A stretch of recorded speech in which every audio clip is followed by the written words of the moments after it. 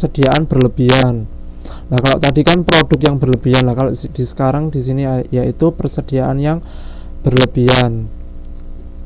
Nah, memang perusahaan kadang-kalanya kan memerlukan input untuk proses produksi. Nah, namun di sini memelihara persediaan agar dapat memberikan jaminan terhadap kuantitas input. Nah, di sini kalau tidak di-manage, yang namanya manajemen persediaan, dia di gudang ada bahan atau material input yang banyak. Nah, tanpa perhitungan yang cermat, akhirnya kan di sini kan kalau tidak segera diproses produksi kan di situ juga ada masa tahannya, masa ekonomisnya. Lah ada yang melalui proses pembusukan atau seperti apa, akhirnya kan tidak bisa terpakai.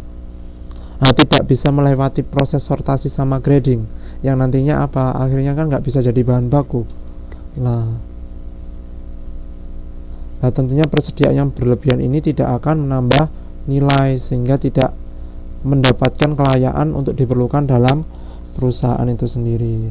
Input yang berlebihan, ya memang harus perencanaan yang matang. Makanya kenapa nanti ada model just in time. Nah, just in time ini sendiri memang khususnya bagi perusahaan itu bagaimana tidak adanya persediaan dalam gudang. Jadi meminimalisir di dalam gudang itu tidak ada persediaan secara input. Tapi bagaimana itu nantinya pada saat dia proses produksi, dia kerjasama dengan pemasok.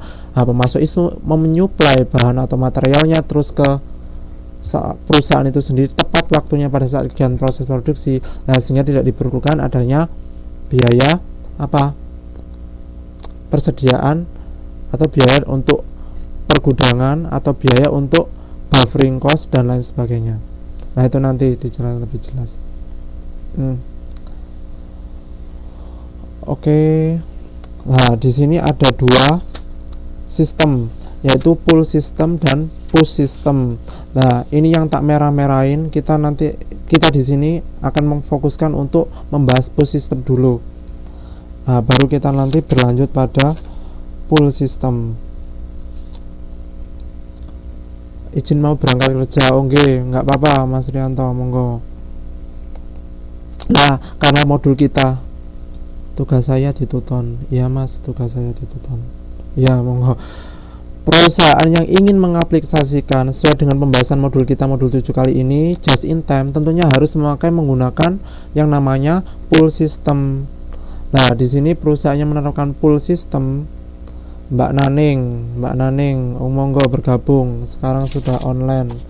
Mbak Naning BWI ya, kalau nggak salah kemarin namanya. Naning. Perusahaan yang menerapkan pull system, bahan inputnya material yang didatangkan hanya sebatas yang diperlukan dan tidak adanya buffer stock atau persediaan pengaman. Dia nggak butuh karena dia akan meminimalisir kedua biaya itu sendiri. Mbak Trianingsih. Oh, Mbak Naning, Mbak Trianingsih ya. Oh, ya, saya catat. Ya. Nah, itu keuntungannya, yaitu perusahaan tidak perlu mengeluarkan biaya untuk pengadaan persediaan atau biaya order atau biaya buffer stock. Oh iya, ini perbedaan ada di tugas 2 ton pusat. Ya. Nah, di sini untuk penggunaan pull system lebih tepatnya karena ini just in time, maka kontraknya yaitu jangka panjang. Dalam artian pada saat perusahaan itu bekerja sama dengan pemasok, perusahaan ini nggak perlu memerlukan banyak pemasok. Dia hanya cukup mungkin 1 atau 2, yang nantinya di sini ada Memorandum of Understanding atau MOU yang mengatur bagaimana pengiriman bahan input atau material itu yang nantinya bisa tepat waktu pada saat digunakan untuk produksi di perusahaan itu sendiri. Nah, ini berbeda halnya pada saat penggunaan push system. Nah, pada umumnya perusahaan yang belum menggunakan push system atau yang menggunakan push system itu sendiri tidak menerapkan dengan sistem just in time. Jadi sebelumnya perusahaan atau manajer operasinya itu dia melakukan kerjasama dengan pemasok, artinya dalam artian sebelum pelaksanaan proses produksi di dalam pabrik. Jadi semisal 3 hari atau 2 hari sebelum proses produksi, karena pabrik atau perusahaan itu menyediakan suatu gudang untuk manajemen persediaannya. Nah, nanti pada saat 3 hari setelah 3 hari atau pas hari H itu sendiri baru digunakan. Nah, itu yang namanya push system. Nah, push system ini sendiri pada umumnya bisa memakai jangka pendek atau bisa memakai jangka panjang. Nah, push system ini untuk yang jangka pendek, kalau contoh secara input atau bahan materialnya jangka pendek kan berarti dia bekerja sama dengan beberapa dalam artian ini bisa 5 atau 6 beberapa pemasok yang nantinya dia menjadwal nggak hanya pemasok ini saja, misal pemasok 1 sampai 6. Jadi suatu ketika dia pada saat minggu pertama dia pemasok 1, kemudian minggu kedua hanya dia pemasok 2 atau hanya 1-2 yang lainnya tidak. Nah, seperti itu. Atau bisa memakai jangka panjang juga dengan melakukan beberapa hanya 1 atau 2 seperti yang tadi pull system untuk kegiatan pemasokan bahan baku. Memang ada plus minusnya itu sendiri tadi, tapi untuk just in time memang lebih cocoknya yaitu pull system. Dia hanya 1 atau 2 atau pada umumnya 2 lah, 3 atau mungkin. Nah, di sini ada kontrak kerjasama di antara perusahaan dan pemasok itu sendiri. Nah, yang nantinya pada saat dia kegiatan produksi bisa tepat. Lah, pemasok itu datang langsung dibawa pada pabrik untuk kegiatan produksi tanpa adanya manajemen persediaan. Jangka menengah. Lah, jangka menengah di sini seperti apa ya kalau saya melihat jangka menengah? Memang ada jangka pendek dan ada short term dan long term. Nah, untuk jangka menengah di sini apa ya?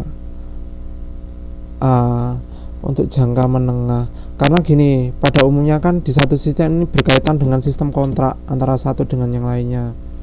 Nah, kalau secara contohkan tadi kan untuk yang jangka pendek itu sendiri kan dia di sini kan hanya bekerja sama mungkin bahkan 10 atau berapa, tapi di situ hanya 1 atau 2. Kalau jangka menengah berarti dia kan setengahnya kan, dari setengah. Jadi apa ya Pak ya, nanti lebih bisa menimbulkan suatu di sini yang namanya kekacauan, atau dalam artian tidak sesuai dengan yang namanya alur dari proses produksi itu sendiri. Karena untuk jangka menengah itu sendiri apa ya, istilah di sini kan netral ya, dalam artian posisi yang menengah. Kalau secara modul teori memang kan di sini kan penggunaan contohnya kan soalnya saya sendiri belum secara pembahasan selama ini belum ada saya baca untuk yang ini modul itu, atau mungkin untuk referensi yang lainnya sekiranya memang untuk jangka menengah memang ada ya, monggo seperti apa. Kalau dari sepengetahuan saya atau sampai sekarang saya pembahasan di dalam modul-modul ini untuk jangka khususnya modul 7 untuk jangka menengah memang belum terdapat teori yang menerangkan seperti itu. Jangka menengah yang seperti apa Mbak An?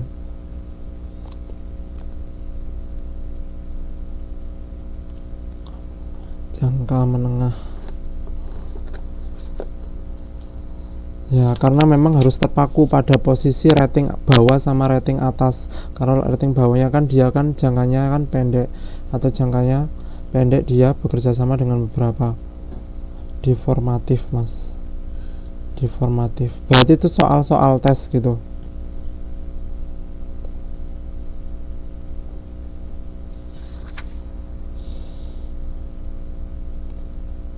Antara 5 dan 10 tahun ya, deformatif. Oh, di soal tes formatif ya, yang namanya gini Mbak ya, itu berarti kan dites ya.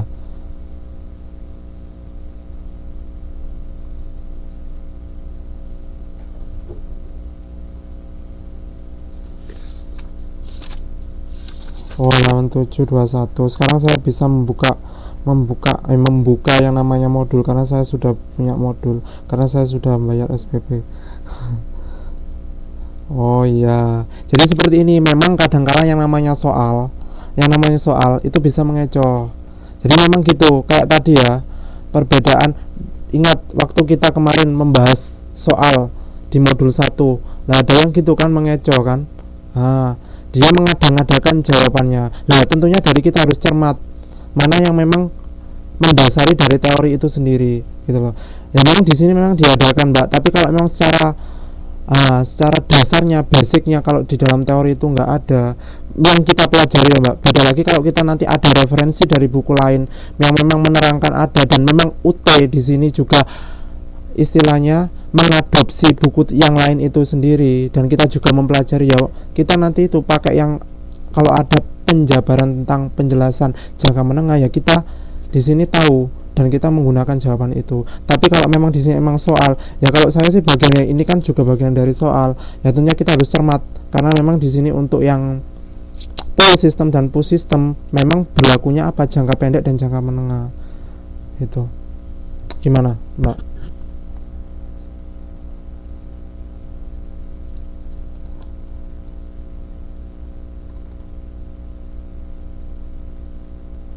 Ya, ya nanti makanya sekarang coba dikerjakan dulu soal-soalnya, dan nanti disesuaikan dengan kunci jawaban yang sudah tersedia di sini. Nanti insya Allah kita bahas pada saat TTM. Mana kan di situ kan juga kadang-kala kan tidak sesuai kan jawabannya. Yang jelas saya belum mengerjakan kalau yang ini.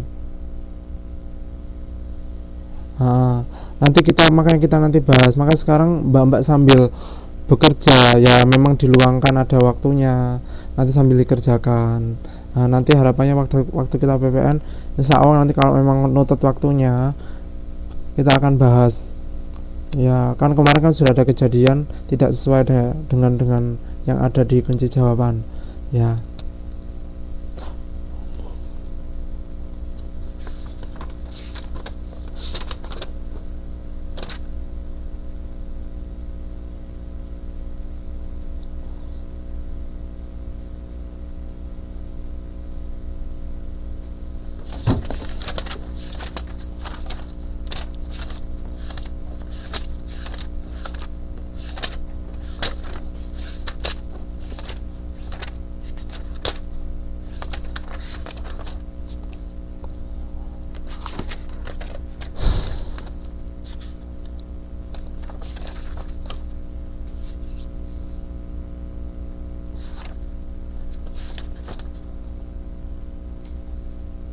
Push system di sini berarti kan dia apa? Jangkanya jangka pendek.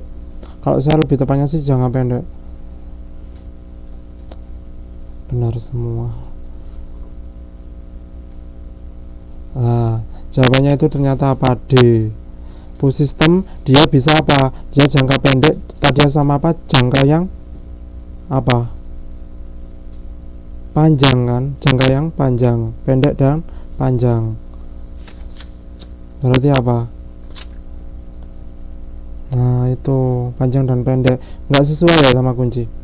Nah itu nanti ya makanya nanti coba dikerjakan dulu. Kita sekarang fokus untuk ngerjakan pembahasan secara kuliah dulu. Nah nanti kalau TTN insya Allah kalau pertemuan minggu depan kita bisa 2 modul sekaligus, berarti kan kita habis modulnya. Insya Allah kita bisa fokus untuk ngerjakan soal. Atau kalau memang itu nanti kalau bisa saya gabungkan jadi 2 loh ya. Nah gitu. Sekarang kita fokus dulu untuk secara teori dulu, kita mantapkan dulu. Nah nanti mbak-mbak nanti coba ngerjakan soalnya. Nanti kita bahas waktu di sana, atau waktu nanti kalau ada waktu yang lebih enak waktu kita TTM ya. Gimana? Lanjut ya. Nah, di sini ada telekomunikasi ekstranet. Nah, ya tadi kan berhubungan dengan kerjasama dengan para pemasok dengan perusahaan. Nah, di sini kan tentunya kan apa ya? Yang namanya komunikasi semakin zaman kan semakin maju dan semakin banyak variasinya. Nah, untuk memudahkan antara perusahaan dengan pemasok itu sendiri, nah di sini ada telekomunikasi ekstranet. Telekomunikasi ekstranet itu sendiri. Nah, komunikasi yang optimal